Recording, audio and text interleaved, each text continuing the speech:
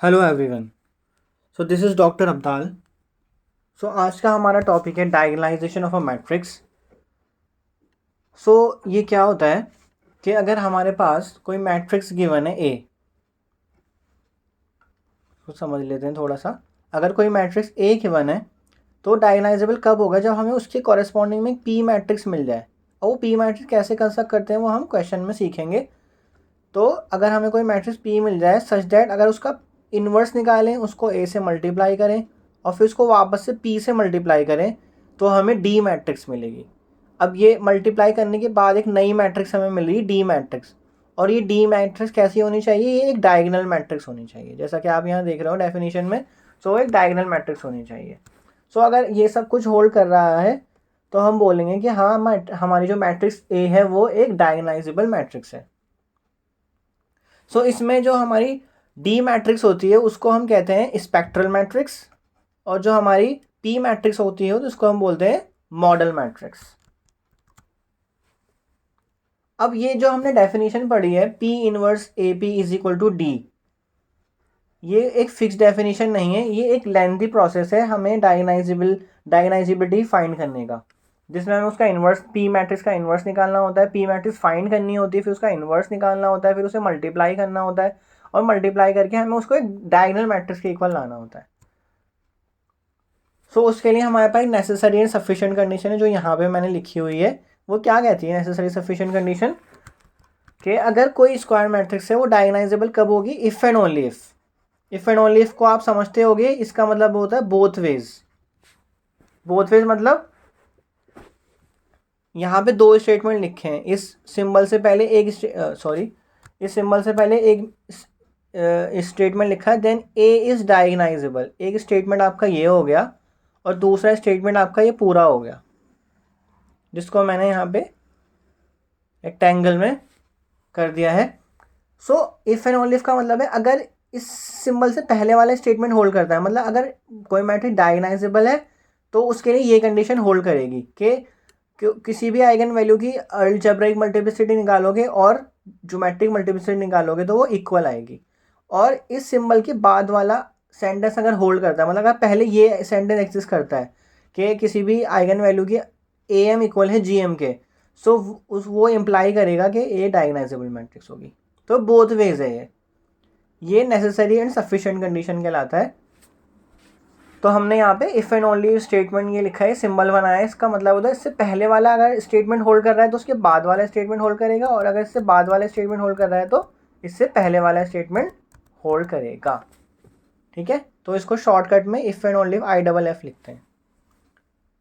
और ऐसा हमें सारी आइगन वैल्यू के लिए करके देखना पड़ेगा। अगर हमारे पास कोई 3x3 की मैट्रिक्स है, उसकी आइगन वैल्यू आ रही है 1 1 5, तो हमें 1 की ए एम और जी एम निकालनी पड़ेगी और उन्हें इक्वल दिखाना पड़ेगा। 5 की ए एम और जी एम निकालनी पड़ेगी और उसे इक्वल दिखाना पड़ेगा। Algebraic multiplicity that is A M and geometric multiplicity that is G M हम ऑलरेडी प्रीवियस लेक्चर्स में, वीडियो लेक्चर्स में ये डिस्कस कर चुके हैं, तो आप उसे जाकर देख सकते हो। मैंने प्लेलिस्ट भी बना दी है इसकी एक, लीनियर अलजेब्रा के नाम से। आप उसमें सीक्वेंस वाइज वीडियोस देख सकते हो कि कौन सी लेक्चर हमें पहले पढ़ना चाहिए, कौन सा लेक्चर हमें बाद में पढ़ना चाहिए, तो वो सब उस प्लेलिस्ट में आपको मिल जाएगा। अब इसका मेथड क्या है? इस मैट्रिक्स, मेन मैट्रिक्स से पी मैट्रिक्स को कंस्ट्रक्ट करने का मेथड क्या है? तो आप नेसेसरी सफिशिएंट कंडीशन से ये बता सकते हो कि मैट्रिक्स डायगोनाइजेबल है कि नहीं। लेकिन अगर आपसे क्वेश्चन में मैट्रिक्स पी पूछ ली जाए तो फिर आपको वो कंस्ट्रक्ट करनी पड़ेगी, वो मिलेगी आपको आइगन वेक्टर सॉल्व करने के बाद। तो कैसे सॉल्व करते हैं उसमें? सबसे पहले तो हम कोई भी मैट्रिक्स से फर्स्ट स्टेप है आइगन वैल्यूज निकालोगे किसी भी मैट्रिक्स के। फिर आइगन वैल्यू के कॉरेस्पॉन्डिंग में क्या करोगे? आप आइगन वेक्टर्स निकालोगे। ठीक है, आइगन वैल्यू और आइगन वेक्टर निकालने के बाद क्या करोगे? आप जो भी आइगन वेक्टर्स आए उनको एक कॉलम बना के एक मैट्रिक्स पी में रख दोगे। तो यहाँ है put all the eigen vectors as column in a new matrix P. मतलब आपके पास जो भी आइगन वेक्टर आते हैं वो एक कॉलम की शेप में ही तो आते हैं। फॉर एग्जांपल एक आइगन वेक्टर इस तरह से आ गया, उसको यहाँ रख दिया, दूसरा यहाँ आ गया, फिर तीसरा यहाँ आ गया, तो ऐसे एक पी मैट्रिक्स बना लेते हैं हम। उसको हम क्या बोलते हैं? Model matrix. I hope this is clear, और हम बाकी क्वेश्चन में सीख लेंगे। तो जो हमारे आइगन वैल्यू हैं, फिर आइगन वेक्टर निकलेंगे, फिर आइगन वेक्टर को हम कॉलम में रख देंगे और उससे हमारी एक मैट्रिक्स पी बन जाएगी। तो ये सब कुछ हम एक क्वेश्चन से ही सीख सकते हैं, क्योंकि डेफिनेशन जब हम थ्योरेटिकली पढ़ते हैं तो हमें वो ज़्यादा क्लियर नहीं हो पाती हैं। फिर भी जितना भी क्लियर हो गया है वो अच्छा है यहाँ तक, बाकी का जो नहीं हो पाया है वो हम क्वेश्चन से क्लियर कर लेते हैं। सो स्टार्ट करते हैं। तो सबसे पहला टास्क तो हमारा आइगन वैल्यू आइगन वेक्टर निकालने का है, जो आपने ऑलरेडी प्रीवियस काफ़ी सारे लेक्चर्स में सीख लिया ही होगा। फिर भी मैं इसके आइगन वैल्यू और आइगन वेक्टर निकालता हूँ। सो कैसे निकालते हैं आइगन वैल्यूज? सबसे पहले हम determinant of a minus lambda I को सॉल्व करते हैं। ये आप मेरी प्रीवियस वीडियोस में जाकर भी देख सकते हो, और मैंने इसकी प्लेलिस्ट भी बना दी है लीनियर अलजेब्रा के नाम से। सो मैंने इसमें वैल्यूज रखनी पुट कर दी हैं। a की वैल्यू क्या है? 6 minus 2 2 minus 2 3 minus 1 2 minus 1 and 3 and minus lambda into I. अब जिनको यह आता है वो डायरेक्टली भी कर सकते हैं, इतना लैम्डा को आई से मल्टीप्लाई करके दिखाने की ज़रूरत नहीं है, सीधा a माइनस लैम्डा आई को सॉल्व करो, डिटरमिनेंट निकालो उसका। ठीक है, तो ये क्या हो जाएगा? 6 माइनस लैम्डा माइनस 2 2 माइनस 2, सिर्फ डायगनल चेंज हो रहा है इसमें, देख लीजिए आप, जैसा कि मैंने प्रीवियस वीडियो में बताया हुआ है। क्योंकि हम क्योंकि डायगनल पे 1 1 1 है और लैम्डा से हम मल्टीप्लाई कर रहे हैं। अब इसका डिटरमिनेंट निकालेंगे। तो कैसे निकलता है? हम फर्स्ट रो के अलॉन्ग एक्सपेंड करते हैं और फर्स्ट एंट्री उठाते हैं, इसको प्लस से मल्टीप्लाई, इसको माइनस से, इसको प्लस से। तो 6 माइनस लैम्डा, फिर रो कैंसिल, कॉलम कैंसिल, तो बचा क्या? 3 minus lambda, 3 minus lambda into 3 minus lambda, तो इसका स्क्वायर हो गया। फिर फॉर्मूले का माइनस, और minus into minus 1, minus 1 into minus 1 is plus 1, फिर माइनस 2, और फिर माइनस से भी मल्टीप्लाई होगा तो वो हो जाएगा प्लस का 2। फिर रो कैंसिल और column cancel, minus 2 into 3 minus lambda, फिर फॉर्मूले का माइनस, और 2 into minus 1 that is minus का 2, देन प्लस 2, फिर ये रो कैंसिल और कॉलम कैंसिल, तो बचा क्या? माइनस 2 इंटू माइनस 1 इज 2, फिर फॉर्मूले का minus 2 into 3 minus lambda is equal to 0। तो मैं आपको बार बार यही कह रहा हूँ, आपको अगर ये नहीं निकालना आता, आपको आइगन वैल्यू आइगन वेक्टर की वीडियो देखनी ही पड़ेगी। फिर भी मैं इसमें एक एक स्टेप आपका सॉल्व करके दिखा रहा हूँ। तो 3 माइनस लैम्डा का स्क्वायर है, यानी कि a माइनस बी का होल स्क्वायर, तो ये क्या हो जाएगा? 9 plus lambda square minus 6 lambda minus 1 plus 2, फिर मल्टीप्लाई कर रहे हैं, minus 6 plus 2 lambda plus 2 into 2 minus 6 and plus 2 lambda is equal to 0। तो ये क्या हो जाएगा? 6 minus lambda into 9 plus 1, 9 plus 1 is 9 minus 1 is 8 plus lambda square minus 6 lambda, फिर ये क्या हो जाएगा ब्रैकेट में? 2 लैम्डा मैंने इधर लिख लिया, माइनस 6 और प्लस 2 कितना हो गया? Minus 4 plus 2 minus 4 plus 2 lambda is equal to 0। अब करते हैं इसको आगे सॉल्व। तो क्या हो जाएगा ये? 48 plus 6 lambda square minus 36 lambda minus 8 lambda minus lambda cube plus 4 lambda minus 8 and plus 4 lambda is equal to 0। अब यहाँ पे हमें टर्म्स निकालनी पड़ेंगी। लैम्डा की हाईएस्ट पावर क्या है? लैम्डा की हाईएस्ट पावर है क्यूब, तो आ गया आपका minus lambda cube. Okay, minus lambda cube. अब लैम्डा स्क्वायर वाली टर्म देखेंगे हम कितनी है। सो 6 लैम्डा स्क्वायर है, और इसके अलावा लैम्डा स्क्वायर की कोई टर्म अगर आपको दिखाई दे रही हो,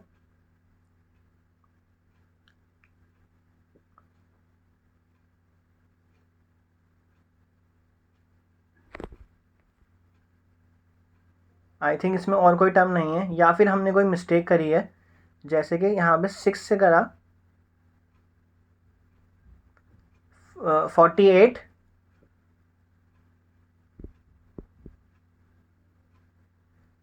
6 lambda square and minus 36 lambda, फिर minus 8 lambda minus lambda cube, और इसके बाद हम एक टर्म मिस कर गए यहाँ पे प्लस 6 लैम्डा स्क्वायर, तो यहाँ पे प्लस का 6 लैम्डा स्क्वायर और आएगा।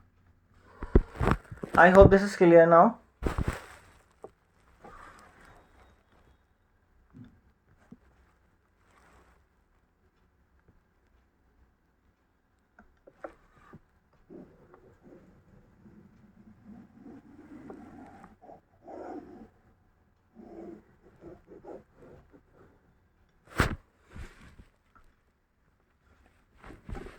यस तो इसके बाद क्या करेंगे, हम इसको मल्टीप्लाई करेंगे, तो क्या हो जाएगा 648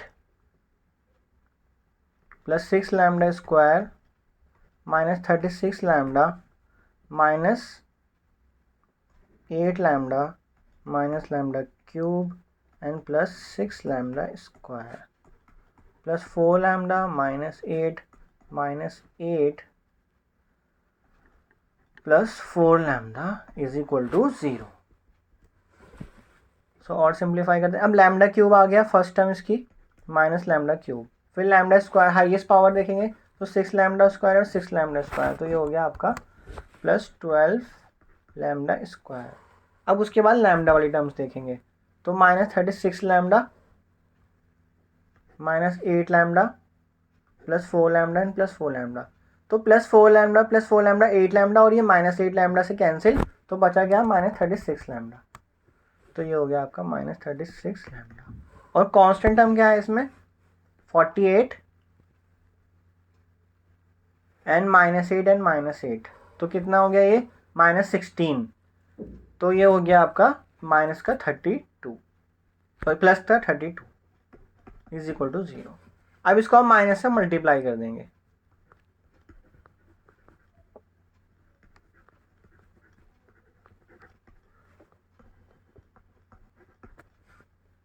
तो ये क्या हो जाएगा lambda cube minus 12 lambda square plus 36 lambda minus 32 is equal to 0। I hope यहाँ तक क्लियर है। अब हम इसका हिट एंड ट्रायल से क्या करते हैं, रूट फाइंड करते हैं। क्या करते हैं उसमें हम हिट एंड ट्रायल में सबसे पहले हम 0 रख के देखते हैं, फिर 1 फिर 2 फिर 3 फिर -1 -2 -3, किस में रखते हैं, स्टार इक्वेशन में। तो put lambda is equal to 0 in star, क्या हो जाएगा ये 0 minus 12 into 0 plus 36 into 0 minus 32, तो ये कितना हो जाएगा, ये 0 के इक्वल नहीं आएगा। इसी तरह आप लैम्डा इज इक्वल टू 1 रखना, फिर लैम्डा इज इक्वल टू 2 रखना, किस में, इन स्टार, तो आपको लैम्डा इज इक्वल टू 2 पे इसका रूट मिलेगा। वो कैसे मिलेगा, देखो 2 का क्यूब हमने स्टार में रखा है ना, minus 2 into 12 into 2 square plus 36 into 2 and minus 32, तो ये कितना हो गया 2 का क्यूब 8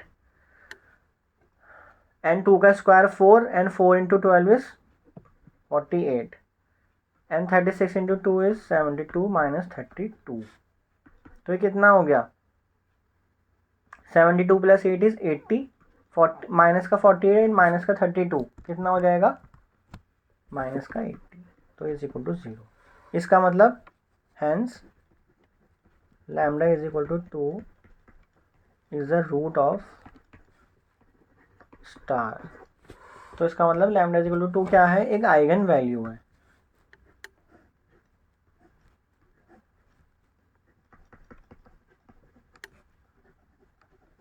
अब हम बाकी के आइगन वैल्यू निकालेंगे, वो निकालते हैं हम लॉन्ग डिवीजन से। कैसे करते हैं लॉन्ग डिवीजन, जो हमारे पास स्टार इक्वेशन थी, क्या थी वो, lambda cube minus 12 lambda square plus 36 lambda minus 32, तो इसको डिवाइड किससे करेंगे हम, लैम्डा माइनस 2 से। हम 2 को क्या करते हैं लेफ्ट हैंड साइड पे ले जाते हैं, है ना, यही बताया था मैंने आपको। अब लैम्डा क्यूब को डिवाइड करेंगे लैम्डा से, तो क्या आ जाएगा लैम्डा स्क्वायर। तो इसमें भी सारा का सारा खेल जो है वो आइगन वैल्यू और आइगन वेक्टर निकालने का ही है। अब लैम्डा स्क्वायर को लैम्डा से मल्टीप्लाई करेंगे, लैम्डा क्यूब, फिर -2 लैम्डा से, -2 से मल्टीप्लाई करेंगे तो -2 लैम्डा, फिर पूरी को नीचे वाली टर्म्स को हम माइनस से मल्टीप्लाई कर देंगे तो ये कैंसिल, बचेगा क्या, माइनस का tan लैम्डा स्क्वायर, क्योंकि प्लस का 2 हो गया, ऊपर से 36 लैम्डा निकाल लेंगे वो नीचे की तरफ।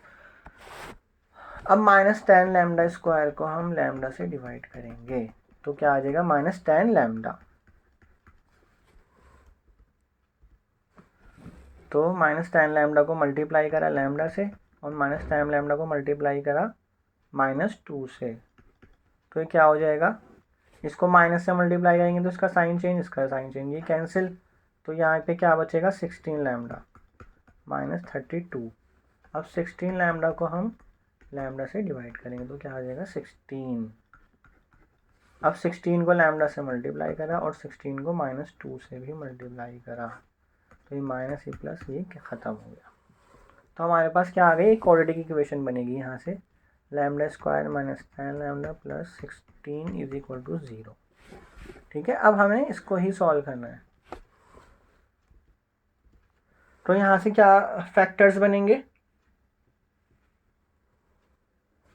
कैसे निकालते हैं हम, माइनस का b plus minus b square -4ac divided by 2 into a। तो यहाँ पे a क्या है 1, b क्या है माइनस का 10 और c क्या है वो है 16। तो पुट कर देते हैं यहाँ पे, b की वैल्यू -10 तो ये प्लस का 10 हो जाएगा, b स्क्वायर -10 का square 100 -4 into a into c 2 into a, so 10 plus minus, so 100 minus क्या हो जाएगा 64।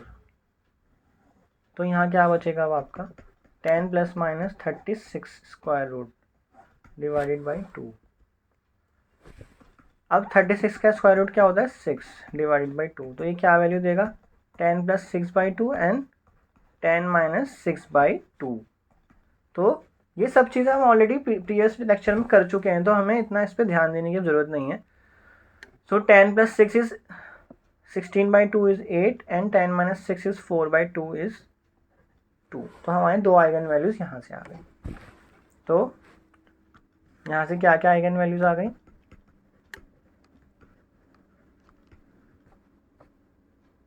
एट एंड 2 जो ये आई। सो फाइनल आइगन वैल्यूज़ क्या हो गई हमारी, ऊपर क्या आई थी,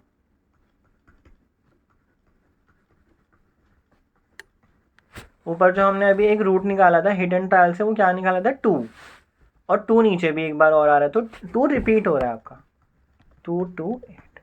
अब हम क्या करेंगे नेक्स्ट, अब हम निकालेंगे आइगन वेक्टर्स।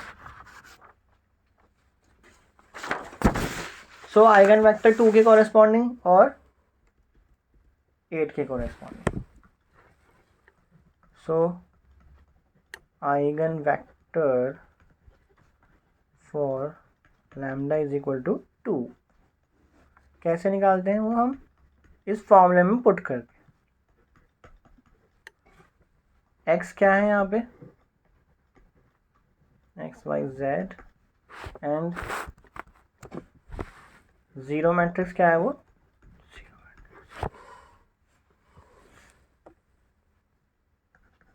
तो A मैट्रिक्स क्या दिया आपकी 6 -2 2 -2 3 -1 2 -1 एंड 3। लैम्डा की वैल्यू 2 इंटू आई और इंटू एक्स।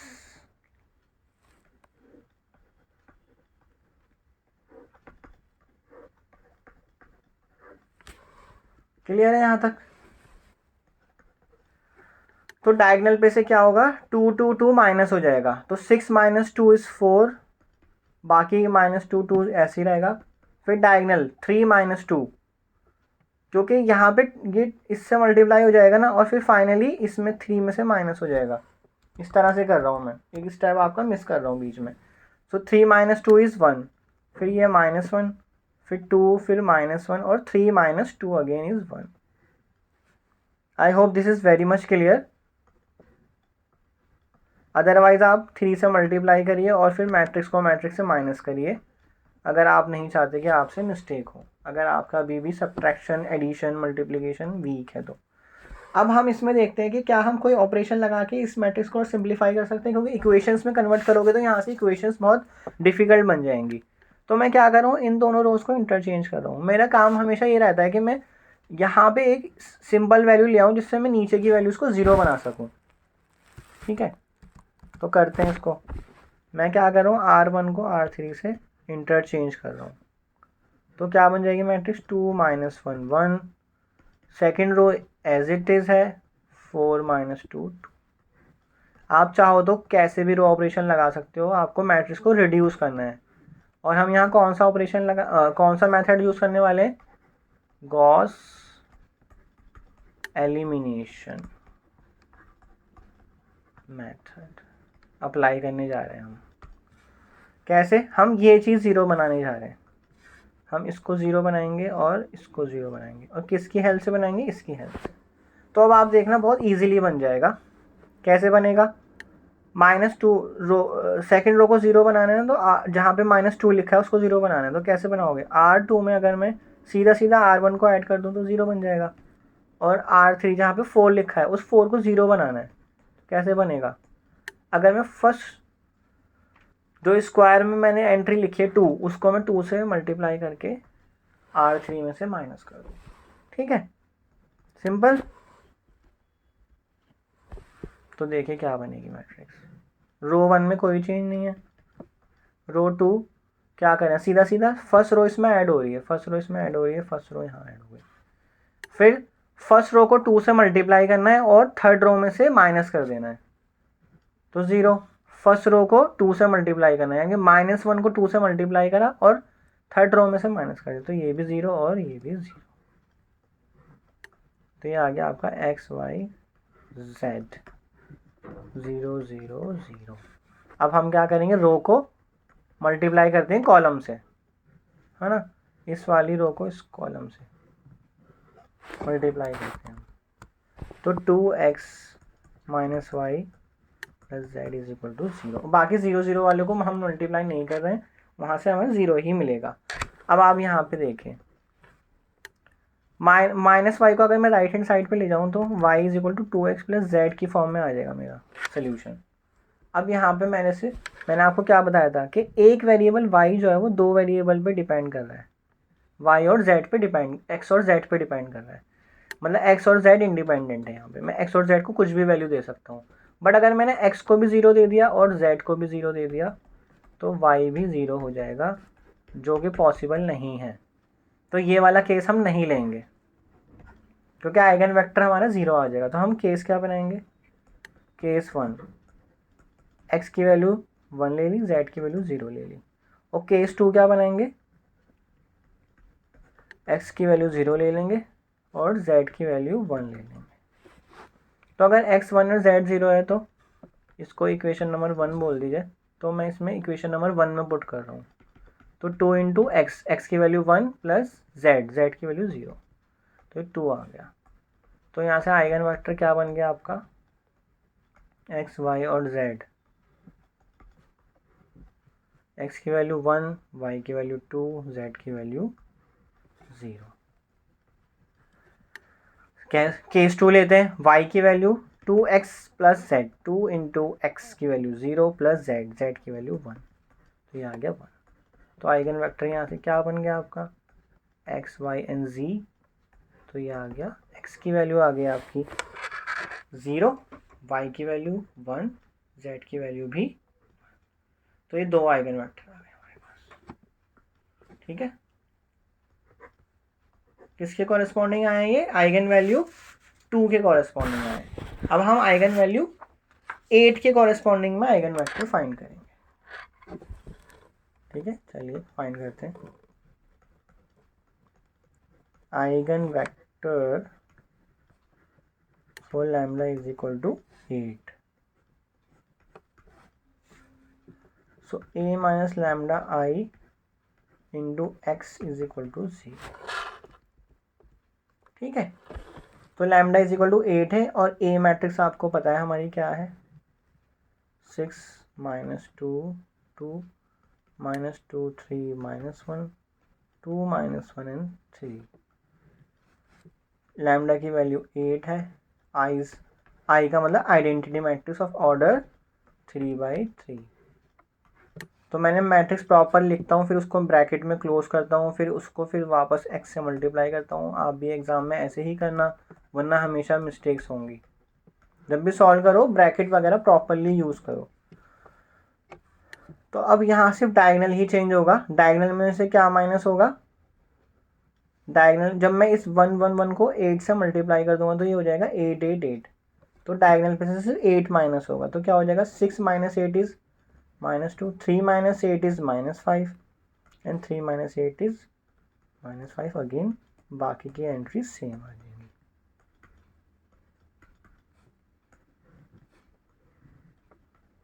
ये आ गया आपका x y and z is equal to 0 0 0। अब नेक्स्ट क्या करना है, हमें सिंप्लीफाई करने की कोशिश करते हैं।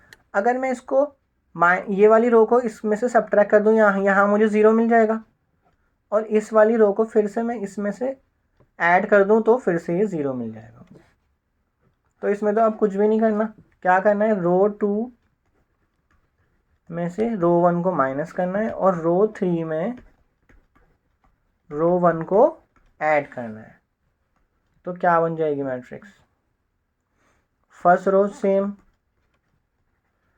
सेकेंड रो में से माइनस करना है तो 0, तो -5 में से -2 को माइनस करना है तो क्या हो जाएगा -3, और -1 में से 2 को माइनस करना है तो -3 आ जाएगा। अब थर्ड रो में क्या करना है, ऐड करना है फर्स्ट रो को।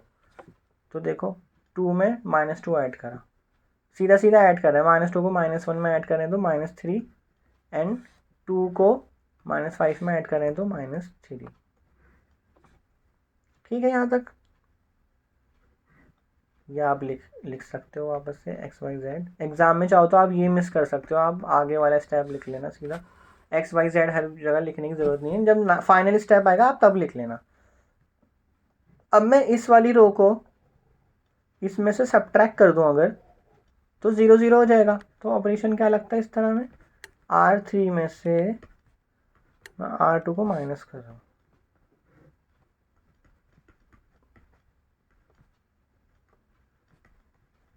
तो ये 0 0 ही होने वाला है। x y z is equal to 0 0 0। I hope this is very much clear now। इसको और सिंप्लीफाई अगर आप करना चाहो तो -3 से डिवाइड भी कर सकते हो, नहीं करना चाहते तो हम इक्वेशंस बना लेते हैं। यहाँ से इक्वेशन कैसे बनेगी, फर्स्ट रो को x y z से मल्टीप्लाई करोगे तो -2x -2y plus 2z is equal to 0। फिर सेकेंड रो को x y z से मल्टीप्लाई करोगे तो क्या आ जाएगा -3y and -3z is equal to 0। और थर्ड रो को तो 0 0 है तो उसको करने की ज़रूरत नहीं है। तो यहाँ से क्या इक्वेशन आ जाएगी आपकी, 3y is equal to -3z। ठीक है, 3 से 3 कैंसिल, तो y की value -z। So take z is equal to 1। 0 मत लेना, 0 लोगे तो फिर y 0 हो जाएगा, और y और z दोनों 0 हो गए तो x भी 0 हो जाएगा इस इक्वेशन में, क्योंकि हमें पुट करना होगा। सो यहाँ पे हम क्या कर रहे हैं, पुट इन 2, तो -2 into x -2 into y, y की वैल्यू है, अच्छा सॉरी, इसमें हमने एक z की वैल्यू 1 पुट जब करी थी तो y की वैल्यू वहाँ से क्या आ जाएगी, -1। अब करेंगे हम पुट इन इक्वेशन नंबर 2, तो -2x -2 into y plus 2 into z की वैल्यू क्या है 1, ये है इज इक्वल टू 0। तो यहाँ से x आ जाएगा हमारा, -2 को -1 से मल्टीप्लाई करा तो ये आ गया -2x + 4 = 0, तो ये आ जाएगा 2x = 4 और x = 2 आ गया हमारा। तो हमारा आइगन वेक्टर यहाँ क्या बन गया, x y z। x की वैल्यू है 2, y की वैल्यू -1 और z की वैल्यू 1। तो ये आपका थर्ड आइगन वेक्टर आ गया। तो अब हम धीरे धीरे सारे आइगन वैल्यू आइगन वेक्टर लिख लेते हैं। आइगन वैल्यूज क्या थी हमारी, 2 2 8, और आइगन वेक्टर क्या निकल के आए उनके कॉरेस्पॉन्डिंग में। एक आइगन वेक्टर हमारा 2 के कॉरेस्पॉन्डिंग में निकल के आया था। इन दोनों के लिए हमने जो सॉल्व, क्योंकि ये दोनों सेम ही है ना, तो इसके लिए 2 आइगन वेक्टर आए थे हमारे पास, 1 2 0 और 0 1 1। और 8 के लिए क्या निकल के आया, ये 2 -1 1। ठीक है। अब आप अगर यहाँ पे अलजेब्रिक मल्टीप्लिसिटी और ज्योमेट्रिक मल्टीप्लिसिटी से ये चेक करना चाहते हो कि ये मैट्रिक्स डायगोनाइजेबल है क्या नहीं, तो हमारे पास देखो एम ऑफ लैम्डा = 2, ये क्या है, मतलब वो वैल्यू कितनी बार रिपीट हो रही है 2, और gm मतलब उसके कॉरेस्पॉन्डिंग में eigen vector, independent eigen vector कितना है, वो 2 आए, एक ये और एक ये। ठीक है, तो ये दोनों इक्वल आ गई। अब am ऑफ लैम्डा = 8, ये मैं आपको बता रहा हूँ कि हम इस स्टेप पर चेक कर सकते हैं कि मैट्रिक्स डायगोनाइजेबल है कि नहीं। तो अलजेब्रिक मल्टीप्लिसिटी ऑफ लैम्डा = 8 क्या आ रही है, मतलब कितनी बार रिपीट कर रहा है, यहाँ पे 8 बस एक ही टाइम रिपीट कर रहा है। और gm मतलब ज्योमेट्रिक मल्टीप्लिसिटी ऑफ लैम्डा = 8, मतलब उसके कॉरेस्पॉन्डिंग है कितने इंडिपेंडेंट आइगन वेक्टर आ रहे हैं, वो एक ही आ रहा है, तो ये भी इक्वल हो गई। तो हमने ऊपर क्या कहा था, नेसेसरी एंड सफिशिएंट कंडीशन पे अगर आप जाओ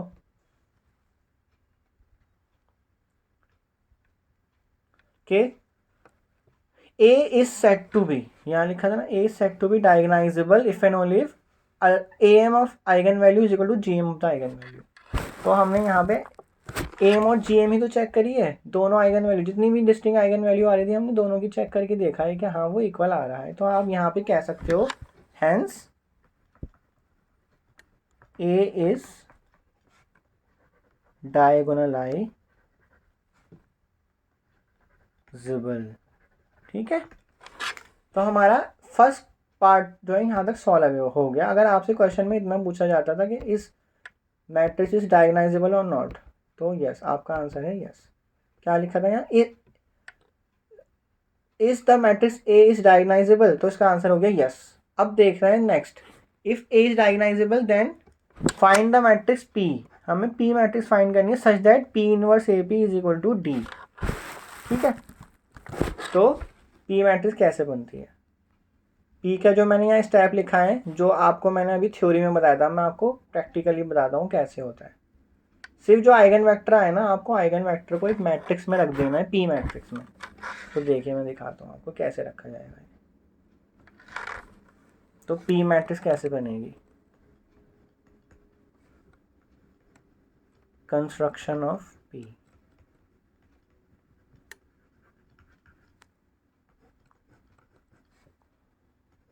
तो इसमें जो आपके आइगन वेक्टर्स आ रहे हैं, पहला आइगन वेक्टर क्या आ रहा है ऊपर, 1 2 0, तो 1 2 0। फिर दूसरा आइगन वेक्टर क्या आ रहा है, 0 1 1। अब ज़रूरी नहीं है आपको इसी ऑर्डर में रखना, आप किसी भी ऑर्डर में रख सकते हो। थर्ड आइगन वेक्टर आ रहा है 2 -1 1। ठीक है ना, तो ये आप चाहो तो कोई सा भी वेक्टर कहीं भी रख दो, आप इसको यहाँ रख दो, इसको यहाँ रख दो, कोई मैटर, कुछ मैटर नहीं करता ये, बस आइगन वेक्टर सही निकले हो। और आपकी ज़रूरी नहीं आइगन वेक्टर भी यूनिक आएंगे, हो सकता है किसी स्टूडेंट ने कुछ आइगन वेक्टर निकाला हो, किसी ने कुछ निकाला हो, क्योंकि आपके हाथ में कुछ वैल्यूज़ होती हैं इंडिपेंडेंट वैल्यूज़, वो आप चेंज कर दोगे तो आपके आइगन वेक्टर भी चेंज हो जाएंगे। तो पी मैट्रिक्स मिल गई आपको। अब हमें निकालना है इसका इनवर्स ऑफ पी। तो उसका एक फॉर्मूला होता है, इनवर्स को किससे डिनोट करते हैं, इस तरह से, पी इनवर्स, पी की पावर -1। वो कैसे निकलता है, adjoint of P divided by determinant of P. अब एडजॉइंट कैसे निकलता है, एडजॉइंट निकालना सीखते हैं अब हम। तो बिल्कुल डिटरमिनेंट जैसा ही होता है वो। पहले तो डिटरमिनेंट निकाल लेते हैं, कैसे निकलेगा। अगर हम इस रो के अलोंग एक्सपेंड कर दें तो क्या आ जाएगा,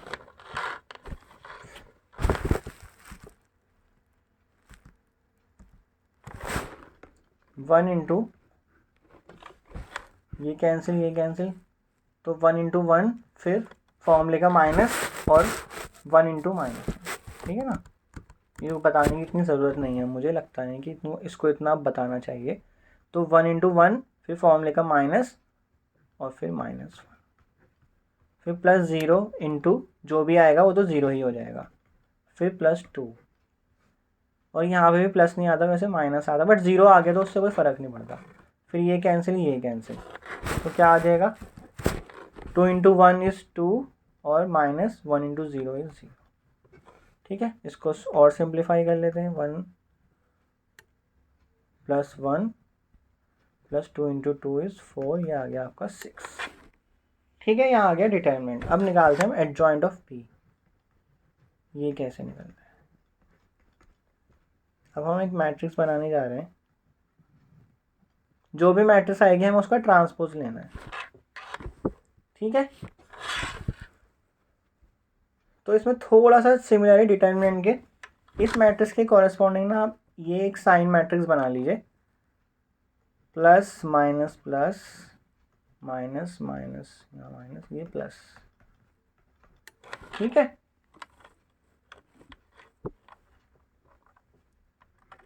तो आप ये फर्स्ट एंट्री देखिए, यहाँ पे क्या है 1, ठीक है। जैसे हम डिटरमिनेंट में करते हैं, ये चेंज, ये कैंसिल करा, ये कैंसिल करा, और फिर जो मैट्रिक्स बची ये, इसका हमने डिटरमिनेंट ले लिया। तो क्या आएगा determinant, 1 into 1 is 1 and minus फॉर्मूले का माइनस 1 इंटू -1 तो -1, ठीक है ना। 1 इंटू 1 आ गया और फिर फॉर्मूले का माइनस आ गया, और यह आ गया 1 इंटू -1 इज -1, ठीक है। तो ये क्या वैल्यू बन गई, +2 वैल्यू बन गई, ठीक है। तो +2 लिख लेता हूँ मैं यहाँ सीधा।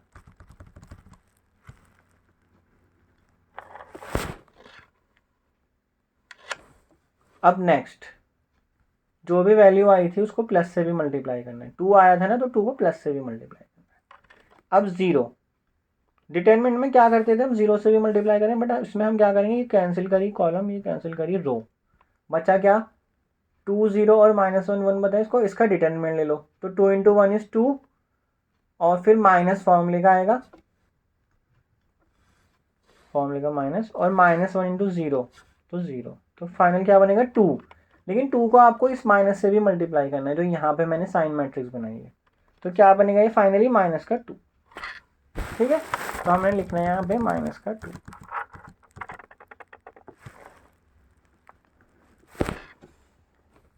फिर नेक्स्ट एंट्री, ये कॉलम कैंसिल, ये रो कैंसिल, बचा क्या ये, तो 2 इंटू 1 इज 2 और 1 इंटू 0 तो 2 आ गया, और उसको प्लस से भी मल्टीप्लाई करना है, तो आ गया आपका फाइनली 2। इस तरह आपने सारी एंट्रीज निकाल लेनी है। अब ये वाली के लिए करेंगे 2, इस वाली 2 के लिए, तो ये रो कैंसिल, ये कॉलम कैंसिल, तो बचा क्या, 0 इंटू 1 तो 0, फिर फॉर्मूले का माइनस और 1 इंटू 2 दैट इज -2, और इसको माइनस इस वाले साइन से मल्टीप्लाई करेंगे, माइनस से, तो जो भी वैल्यू आए इसको माइनस से मल्टीप्लाई करेंगे, तो क्या बन जाएगा ये +2,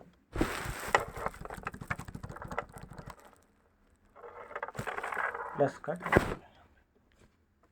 फिर ये बीच वाली एंट्री के लिए करेंगे, ये रो कैंसिल, ये कॉलम कैंसिल, तो 1 इंटू 1 1 आ गया, और 0 इंटू 2 0 ही होता है, और इसको क्या करेंगे, इस वाले साइन से मल्टीप्लाई करेंगे जो यहाँ साइन टेबल में प्लस से, तो प्लस का 1 बनेगा,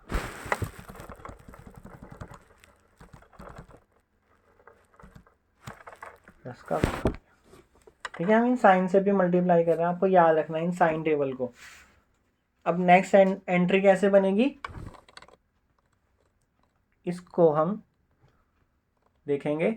इस कॉलम को चेंज कैंसिल करा, इस रो को कैंसिल करा, तो 1 इंटू 1 इज़ 1 एंड 0 इंटू 0, तो ये कोई फ़र्क नहीं करता। और यहाँ पे साइन देखोगे आप, माइनस का साइन है तो माइनस से भी मल्टीप्लाई है, तो ये आ गया आपका माइनस का 1, तो माइनस का 1। फिर इस 0 के लिए करेंगे, तो इसको कैंसिल करा, इसको कैंसिल करा, तो बचा क्या, 0 इंटू माइनस 1 इज़ 0, और फॉर्मूले का माइनस ये आ गया, और फिर 2 इंटू 1 करा तो ये आ गया, और फिर इस पूरे को इस वाले प्लस से मल्टीप्लाई करेंगे, तो फाइनल क्या बनेगा, ये माइनस का,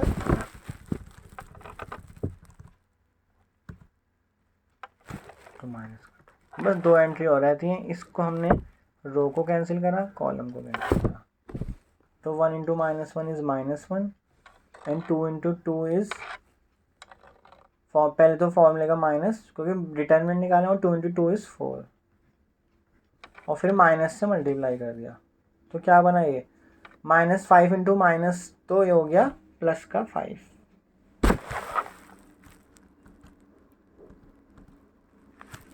प्लस का 5।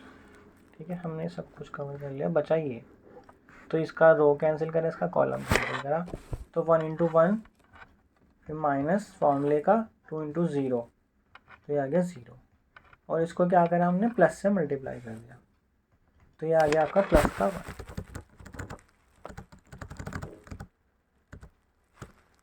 तो ये आपके आ गई पूरी मैट्रिक्स, और इस मैट्रिक्स का हमें क्या करना है, ट्रांसपोज लेना है। तो ट्रांसपोज कैसे लेते हैं, रो को कॉलम में इंटरचेंज करें, तो फर्स्ट रो क्या है, 2 माइनस 2 2, तो 2 माइनस 2 2 इधर आ जाएगा। सेकेंड रो इसकी क्या है, 2 1 माइनस 1, तो क्या बन जाएगी, कॉलम 2 1 माइनस 1, और फिर लास्ट रो इधर आ जाएगी, कॉलम बन जाएगी, तो ये आपका एडजॉइंट आ गया। तो इनवर्स क्या होता है, यहाँ हमने फॉर्मूले में लिखा था, इनवर्स होता है adjoint of P divided by determinant of P. So P का इनवर्स है आपका adjoint of P divided by determinant of P. तो हमें क्या करना है, पूरी मैट्रिक्स को उसके जो हमने एडजॉइंट निकाला है, ये वाली मैट्रिक्स को हमें उसके डिटरमिनेंट से डिवाइड कर देना है। तो डिटरमिनेंट था 6, जो हमने यहाँ निकाला हुआ है, ठीक है ना, तो 6 से डिवाइड करा, और एडजॉइंट यहाँ पे लिख लिया, -2 1 5 2 -1।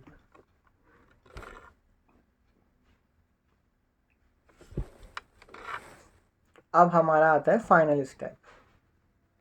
फाइनल स्टेप क्या है, P inverse into A into P, ये हमें सॉल्व करना है। तो P इनवर्स हमने ऑलरेडी निकाल लिया है, 2 2 -2 -2 1 5 2 -1 1 इंटू A मैट्रिक्स हमें क्वेश्चन में गिवन थी, तो क्या है 6 -2 2 -2 3 -1 2 -1 and 3, and finally P matrix 1 0 2 2 1 -1 0 1 1। P matrix कैसे बनाई थी हमने, आइगन वेक्टर की हेल्प से, आइगन वेक्टर को कॉलम में पुट कर करके बनाई थी। अब हम मल्टीप्लाई करेंगे, तो सबसे पहले हम इन दोनों मैट्रिक्स को मल्टीप्लाई कर रहे हैं, और 1/6 को हम बाहर ही रखेंगे। तो मल्टीप्लाई कैसे होता था आपको याद होगा, इस रो को इस कॉलम से मल्टीप्लाई करेंगे, फिर जो वैल्यू आएगी वो यहाँ पे लिखेंगे, तो वो मैं डायरेक्टली लिख रहा हूँ, ये आ गया 2, फिर इसी रो को इस कॉलम से मल्टीप्लाई करेंगे, ठीक है ना, और फिर थर्ड कॉलम से मल्टीप्लाई करेंगे। तो रो यहाँ फिक्स रखते हैं और कॉलम से मल्टीप्लाई करते चले जाते हैं। तो फर्स्ट एंट्रीज क्या बनेंगी, 2 2 -2, फिर सेकंड रो को यूज़ करेंगे, सेकंड रो को सारे कॉलम से मल्टीप्लाई करेंगे, इस वाले कॉलम से करेंगे, फिर इस वाले कॉलम से करेंगे, और फिर इस वाले कॉलम से करेंगे मल्टीप्लाई।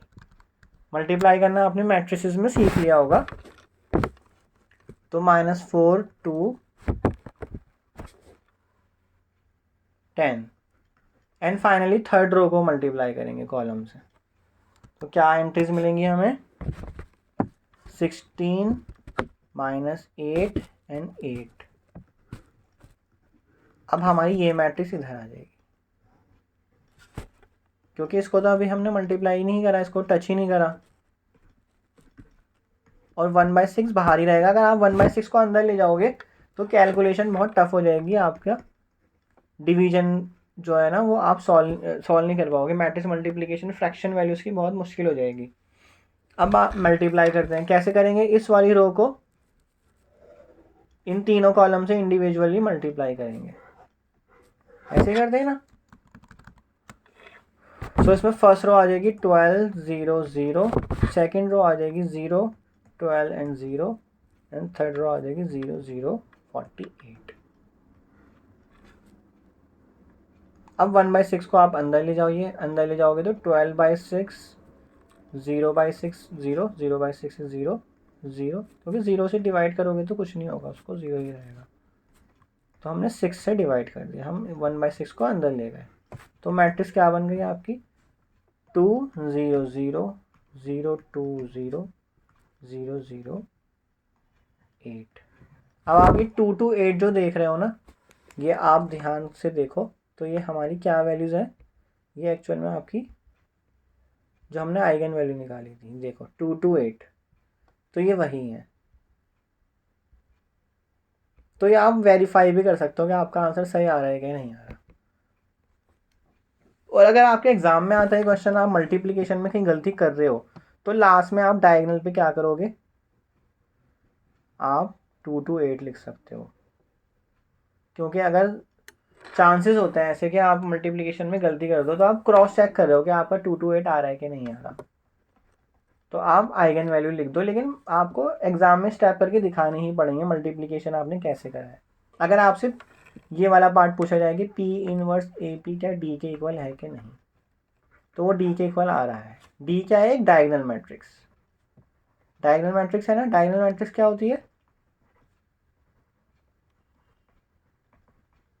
जिसमें सिर्फ डायगोनल पे ही कुछ वैल्यूज होती हैं और बाकी सब जगह जीरो होता है। डायगोनल पे 0 0 0 भी आ सकता है, बट बाकी सब जगह डायगोनल के अलावा जो है वो 0 होना चाहिए। सो हेंस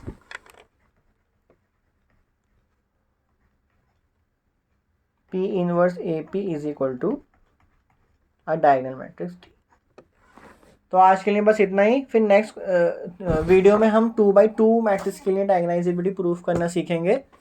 बट अगर आपको 3x3 के लिए आ गया तो 2x2 के लिए तो आप इजीली कर लोगे, क्योंकि इसका इन्वर्स निकालना भी आसान होता है, आइगन वैल्यू आइगन वेक्टर निकालना भी बहुत आसान होता है। तो ठीक है, मिलते हैं फिर नेक्स्ट वीडियो में। Thank you so much.